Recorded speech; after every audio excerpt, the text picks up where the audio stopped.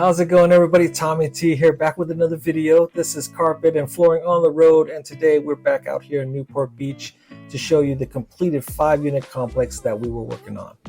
There are 4 one-bedroom apartments and 1 2-bedroom apartment in this complex. The layout for the 1 bedrooms are pretty much all the same. The 2-bedroom is slightly different and has a fireplace.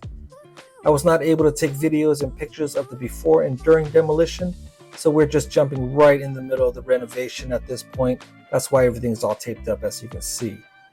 In the apartments, we have replaced the floors, painted the walls with the first couple of coats, finished most of the bathroom, and installed most of the kitchen. We also did the prep work for the exterior to get ready for paint, concrete, and tile.